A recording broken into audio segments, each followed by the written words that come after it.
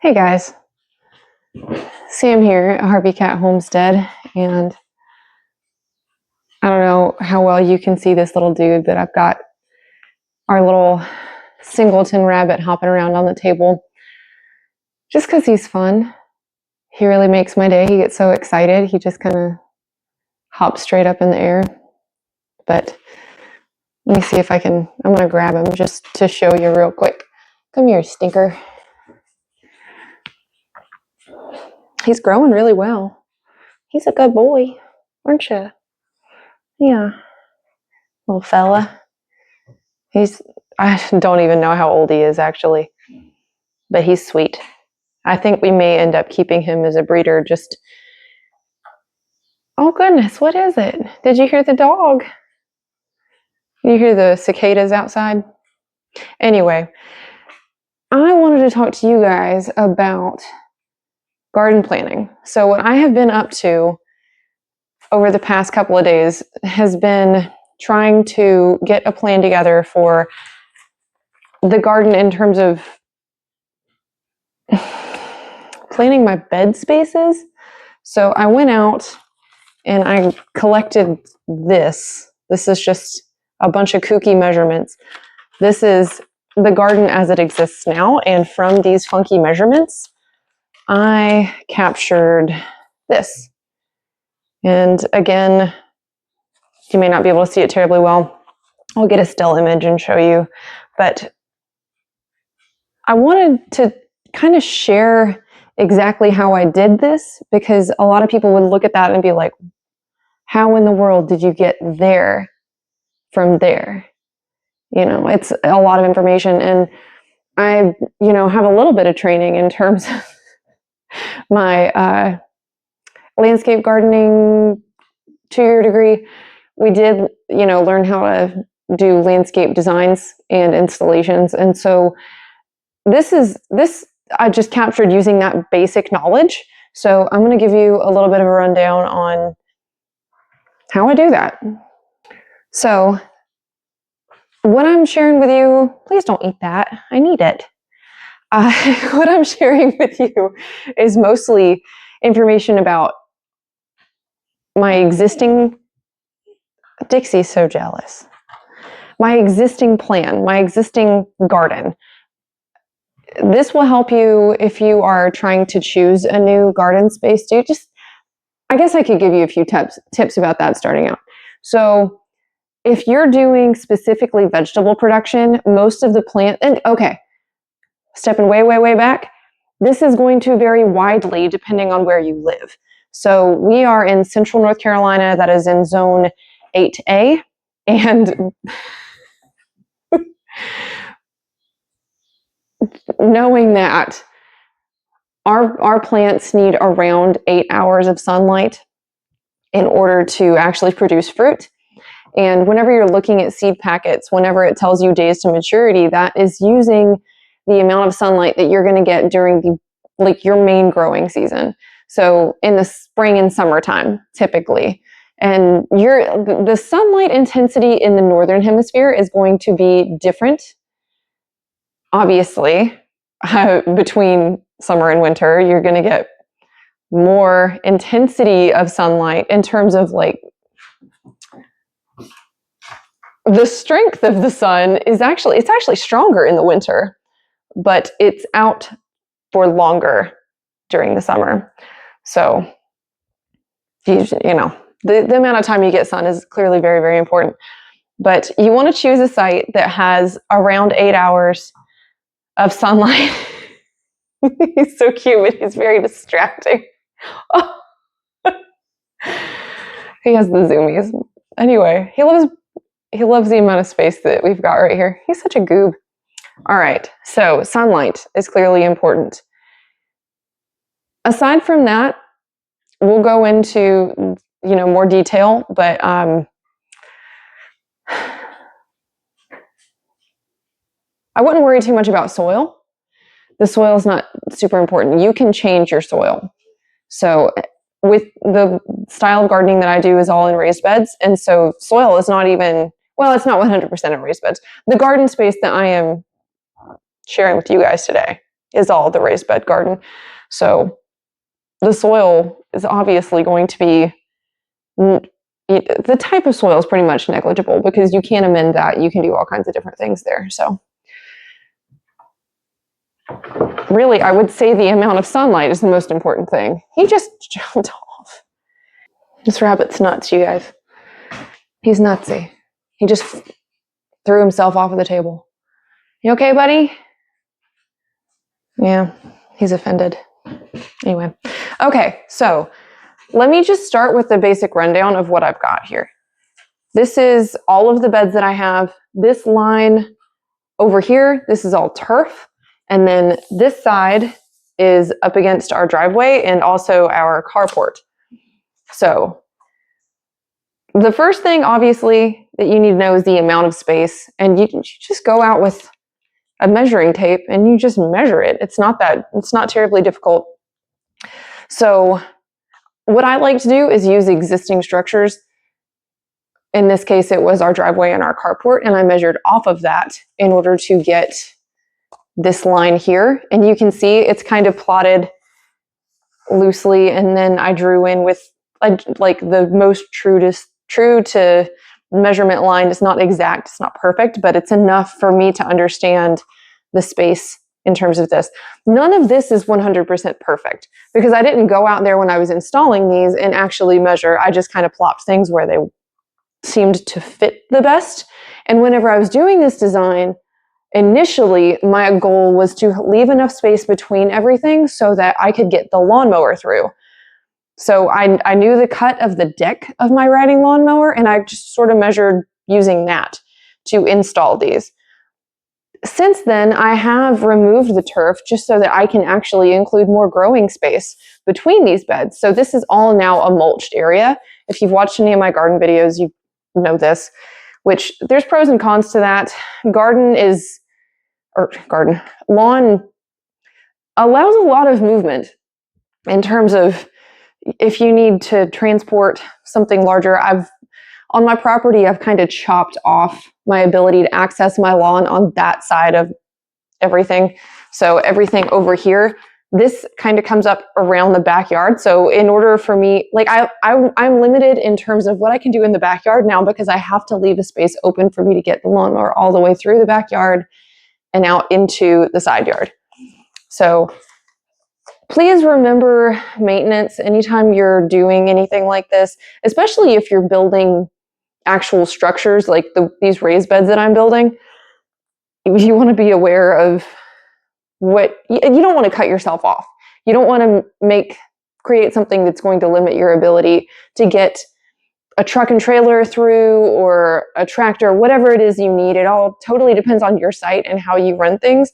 So if you have, farm animals or anything like that, it's something that you really need to be able to consider. So that's, again, this doesn't have to be perfect. And the way I got from this loose sheet of measure information to this nice, well-defined page was just by using, this is just a ruler. This is a scale ruler. So it will give you, so essentially what this is 1 inch equals 5 feet. That is the scale that I used. And these are, I'm sure that there are people out there who can explain to you how to use these better than me, but this is just a really good way to get your scale down. And I used grid paper just because it's easier to get straight lines, even though I know my garden is not actually existing in straight lines. So that's what I would say in terms of like your space and the amount of space that you have and understanding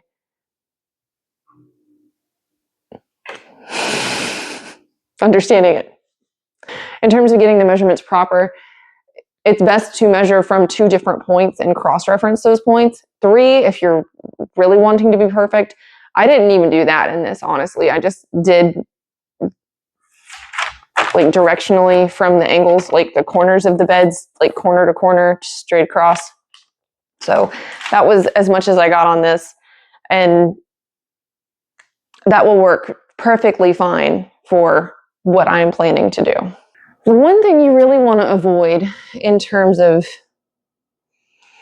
garden stuffs with water is washouts. And I've had other videos that I've showed you guys where I've gone in and just given an example of what it looks like to get 2 inches of rain within hour and a half, 2 hour span. It moves a lot. And especially me, in the spaces that I have mulched, that mulch is what's going to get washed. And it can do damage to your plants. I had it really affect a lot of my vining plants, like my melons and my pumpkins, all kind of got swished one way, which isn't necessarily a problem, but it could be. So that's one thing in terms of water diversion that you need to understand, is it can be really helpful to divert it to one space or another, but you want to make sure that you're not causing more problems by diverting it. Because I kind of built this is essentially a wall right here with the way these beds work. Is it just, the water all goes down through here, and all of the water actually comes from around the back of the house and down through here too. So whenever I am redoing this bed space, I need to make sure that I'm aware of how that water is going to move through that space moving forward. And that's going to be something that's really helpful for you if you can start your journey in your garden by understanding how your property actually works. And obviously this isn't applicable to, or as much to, someone who is limited to container gardening, but it is a situation that's really, really helpful for people that have space in the land. Permaculture is definitely something that's really helpful in terms of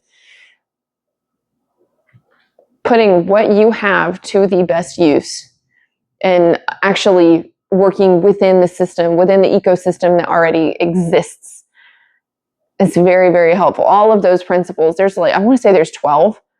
One that I think is the most apt for anybody is watch what you have going on. Just observe it. Just be aware of what happens naturally without your interference. So the water that comes off, like if you just wait for one season to build your permanent structures in your garden, you're going to get a really good understanding of how water moves through, of how much sun you get, of how the wind comes through. There are spots where you kind of end up with wind tunnels if you're in an area with other larger structures, and that can affect the temperature. That can affect whether you want to grow something like corn, especially in the summer here in North Carolina when we have a ton of really intense wind with these big storms that come through. I would say allowing yourself to be teachable as a gardener is probably one of the most... Sorry, that was some big thunder. Everybody in the house just kind of flinched, as in all the animals. Little bunny here is over here munching on his food. Is it good, bud? Yeah. He stood up real straight when that thunder came through. Anyway, being teachable. That's true for any area of life. You're going to hurt yourself and your resources and people around you and possibly the environment too if you come into a situation assuming that you know absolutely everything, because the ecosystem is very, very complex. There's not a way to understand how one small change can affect the entire web of all the other organisms that live in that ecosystem, which is why I lean towards permaculture and just implementing more natural solutions and things like just, bunny poop. Like, that's about as natural as it gets. Like, you're going to get a ton of bunny poop around and deer poop just by living in the South. It's a part of the ecosystem naturally. And the microbes in the soil know how to break it down, especially if you're just doing it intermittently. So using the existing ecosystem and understanding how it works on its own without... Don't eat that. You have a stick. You have an apple stick. Eat your apple stick. Crazy guy. So, yeah. Anyway, you just want to have a good understanding of the way things actually function currently in your system, and then make small changes incrementally to see how what you do affects things. Because if you go in and you make 3 or 4 big changes all at one time, you may not be able to know what exactly benefited you. Whereas if you do it slowly over time, you can develop a much better understanding of the effects that you can have in both a beneficial and negative way in your garden and in your yard. And this is stuff that you can take into your landscape design as well. Like if you're wanting to put something around your house, if you're wanting to do something like edible landscaping, or even just ornamental landscaping, understanding what side of the house gets the most sun and the microclimate situation. And something else to consider is water diversion, is if you have gutters on your house and how well your gutters work. We have gutters installed that they don't work great. Like the seal is not great between our home and the actual gutter. So we still have a ton of drippage that happens, which is pretty hard on some of the plants. So you also don't want to plant something so far under an eave that it's not going to get water whenever it rains. So things like that are certainly important, aside from just understanding the climate in your zone and things like that. So that's probably, wow. It's raining so hard the rain is coming in under the door. Yeah, I want to apologize for the lighting in this video. I didn't intend for it to change. I didn't know it was going to start storming and get super dark. I don't have the best lighting inside of the house, so I usually like to use natural sunlight. But that's true for no matter what I'm doing, whether I'm recording something or just existing. Cannot stand bright lights. My brain and my eyeballs is just like, no. Anyway, so from here, with this, those beds that say remove are going to be removed because they're rotting. So what I'm going to do with this piece of paper is I'm going to trace over it and I'm going to sketch the idea of the new beds that I want to install and where I want to install them. So I haven't started that yet. I know I do want to create some more raised beds that have more trellising structures built in. The cattle panels are great for some things, but with the tomatoes, I really like the string method. So I'm thinking what I'm planning on doing for the first few beds that I install is I am going to create a 4x4 frame on either side, like at the corners of each bed, and connect them about 6 to 8 feet up. So it'll be just something that goes like this on both sides of the bed, and then I would connect it this way as well so that there would be strength. So basically you have the rectangle that's a bed, and then wood on either corner coming up, and then a rectangle up top as well that's just going to serve as a stabilizing structure. And then you can attach string from this top structure down to your plants below, and something like a bean or a cucumber or a tomato plant can grow straight up that string. So I'm going to get into playing with this, and I'm going to come at you guys again real soon and show you my actual garden planning for the fall, because it has to include what can't work. You know what I mean? In terms of the beds I'm going to remove, I have to kind of plan around them. So, because most of this work I know is going to happen in the fall and in the winter. So that's going to affect the plants that I'm able to put in, because my bed space is a little more limited compared to what it currently is. But as I go, I can plant more. So I just need to determine how I want to prioritize these crops that I will be putting in. But if you guys want to hear more about landscape design and permaculture principles and how exactly to frame your home with different plants to make it, more attractive in a way that you can actually harvest off of that, please let me know. There are other people out there. I want to say Brie Grows in North Carolina has some foodscaping information out.